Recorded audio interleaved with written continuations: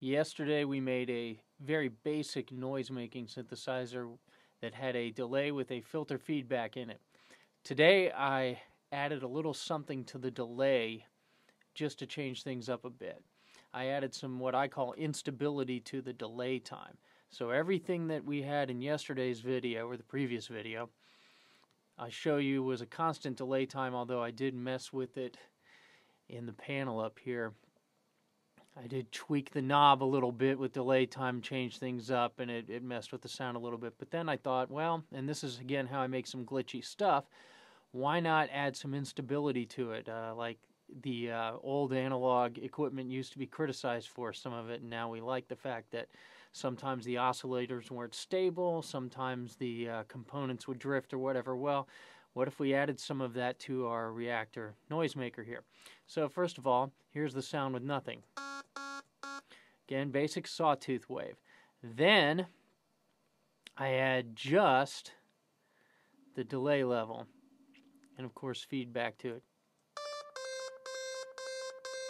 Again, real simple. You heard it yesterday, and of course a little cutoff filter in the feedback loop. But wait a minute, there's more. What I've got going here to change up the delay time is I've got a slow random LFO, and I combine that with a noise oscillator. Now I've got an LFO speed control here, and you've set your speeds in the properties. 12 is fine, 0.05 I like. Again, you can change these numbers up any way you want. I found that if you go higher than 12, it really just kind of screws things up too much. And then on top of that, just to make things even a little more variable, I'm going to combine, or did combine, this noise oscillator here. I use the constant number 1 for amplitude. This way it's always going. I then took these two guys, I ran them from here, the slow random LFO and the noise. They go mix into a crossfade. This way I can add some noise to the LFO so that I change the random LFO even more. I've only got it going to gun it to the noise side 0.44, so it doesn't give you, it only gives you about, well, a little bit less than half of total noise, which is fine, because when I add too much noise, it gets a little too wacky. But you can change those numbers, obviously, here in the property box any way you want. I take that. I want to change the level. Either have no instability or instability. Instability will work. None of it, and just have the normal delay, or I want to be able to add it, and I do that here with this little mixer. Take it down to -20, that's all I need to do, and that seemed to get rid of all of it. After the instability, I take it, it runs into this box. It goes from being an audio signal to an event signal. It becomes control signal. There are two kinds of signals in Reaktor. One is control data that tells stuff what to do, and the other is audio that comes out of it, and that's the stuff you hear. So one can't be the other, so you got to change it. This one you find under the auxiliary menu. I'm not going to do this too many times. Built-in module. Okay, go to auxiliary, go to A to E, audio to event. You can also do event to audio, although I never do. Probably should at some point. Anyway, so I change all this audio, this noise, or this sound here, to event signals. I then add it here to the delay time.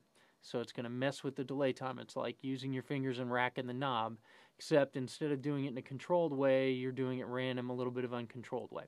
All right, again, goes into an adder, goes to the smoother, just to kind of take those numbers, and instead of stair-stepping them, add a little interpolation, not stair-step them, go into the delay, and all that does is change the delay time. The real cool thing about this setup here, or something similar to it, is you can use it for other things other than delay time. You can use it for filter time, you can use it for note pitch, you can change the pitch of, you can change the envelopes, you can change the pitch of notes, you can change volumes, you can change whatever you want with this type of instability, and I do use this in a lot of my, my glitchy noisemakers. So, let me again play you something here, just a single note, let you hear what it sounds like with the delay and no instability. Real impressive, right? All right, let me bring the instability up again, and I'm going to use just the random LFO. No noise just yet.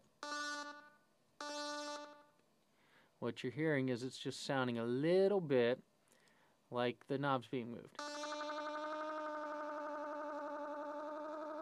And now it sounds like the knob's being moved more. I've got the LFO speed, the speed that's happening at. I can change this. Again, delay time 85.5. I can change it by hand. And you'll hear it twitch some. Let me bring this instability up even more. Alright, now I'm going to add some noise to her to change it from the LFO to the noise. So I'll make it even more unstable.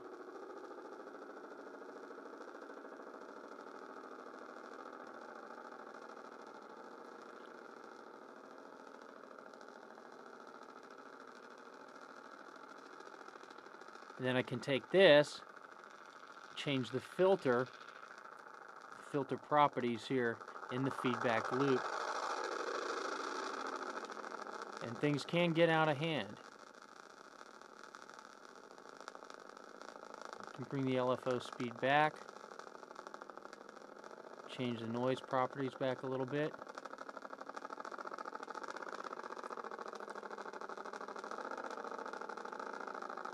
And take us into Pink Floyd land.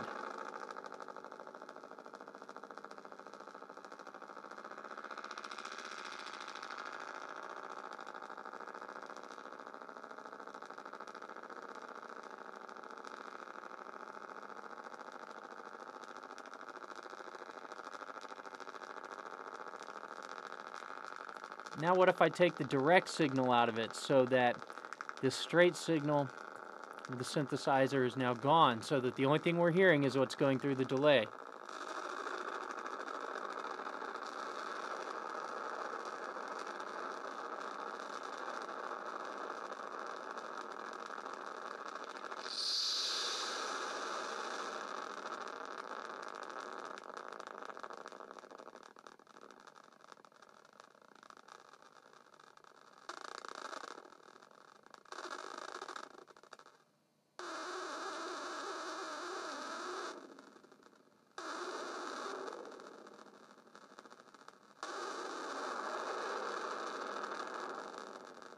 So, there you go, basic noisemaker with some instability. Using just this stuff here. Hope you enjoyed this. Send questions and comments to me. Have a great day.